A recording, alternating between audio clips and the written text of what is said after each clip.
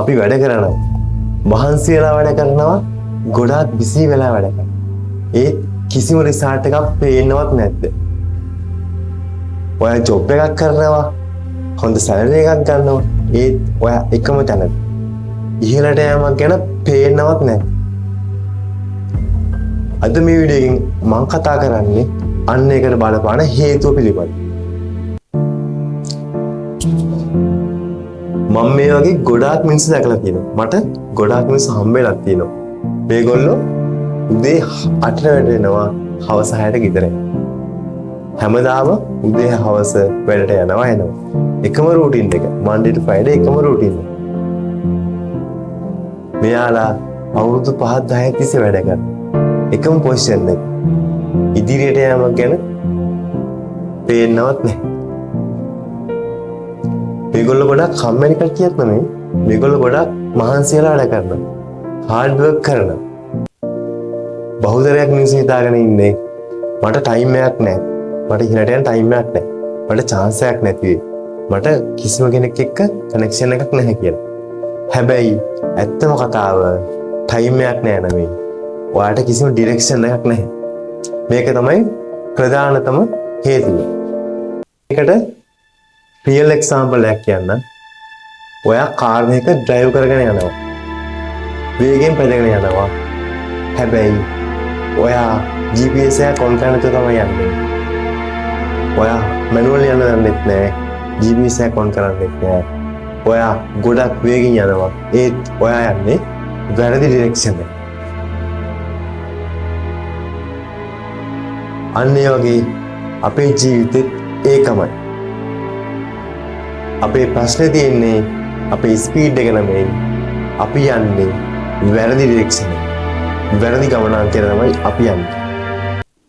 හොඳයි. මිනිස්සු එක තැනක නවතින්නේ. ස්ටක් වෙන්නේ. මිනිස්සු හිතාගෙන ඉන්නේ වැඩ කරාම තමයි රිසල්ට් එන්න ඕනේ කියලා. හැබැයි රියල් ලයිෆ් එකේදී මේක බලපාන්නේ නැහැ. හાર્ඩ් වර්ක් කරාට එහෙම රිසල්ට් එන්නේ නැහැ. රියල් වර්ක් කරොත් තමයි රිසල්ට් එක බලා ගන්න පුළුවන්. එක්සැම්පල් එකක් ගමු. එකම ඔෆිස් එකේ වැඩ කරන දෙන්නෙක් ඉන්නවා. මේ දෙන්නගෙන් එක්කෙනෙක් ඔෆිස් එකෙන් පස්සේ මෙයා ඔෆිස් එකේ වුණාට පස්සේ මෙයා හවසට මෙයාගේ ස්කිල්ස් ඩෙවලොප් කරගන්න මෙයා ලර්නින් කරනවා. වීඩියෝස් බලන මේ වගේ ස්කිල්ස් ඩෙවලොප් වෙන දේවල් කියවනවා, පොත් කියවනවා, මේ වගේ දේවල් කරනවා. අනිත් කෙනා හවසට ගෙදර ගිහිල්ලා Netflix එකේ ෆිල්ම්ස් බලනවා. එහෙම නැත්නම් එයා නිදි ගන්නවා, නැත්නම් ගේම් ගහනවා. දෙන්නම try කරනවා. හැබැයි රිසල්ට් එක ගන්න. හැබැයි රිසල්ට් එක වෙනස් වෙනවා. ස්කිල්ස් ඩෙවලොප් කරගත්ත කෙනා ඉහළට යනවා. අර එදා එන්ජොයි කරගෙන හිටපු කෙනා එතනම ඉන්නවා.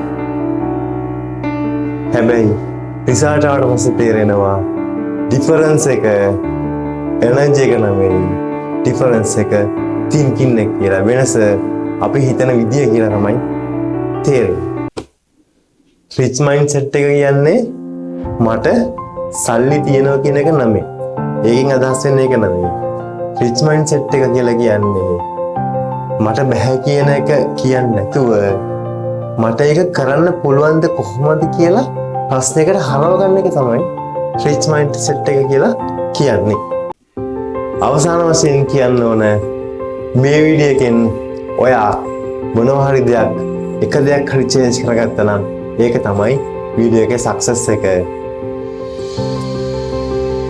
මතක තියාගන්න එක දෙයක් අපි ජීවිතේ ස්ටක් වෙන්නේ එක තැනක නවතින්නේ අපිට ලක් එක වාසනාව නැති නිසා නෙමෙයි.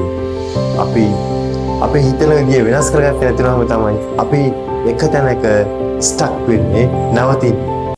ඔයාලා මම සබ්ස්ක්‍රයිබ් කරලා නැත්නම් සබ්ස්ක්‍රයිබ් කරලා තියාගන්න. ඔයාලට අවශ්‍ය ඔයාලගේ ජීවිතයට ගොඩාක් වැදගත් ඔයාලගේ ස්කිල්ස් වලට වැදගත් ගොඩාක් වීඩියෝස් මම අරගෙන එනවා. ඔයාලට අවශ්‍ය වීඩියෝ එකක් තියෙනවා පහළ කමෙන්ට් සෙක්ෂන් එකේ කමෙන්ට් එකක් දාන්න. මම ඔයාලට ඒකත් අනිවාර්යයෙන්ම ලබා දෙනවා.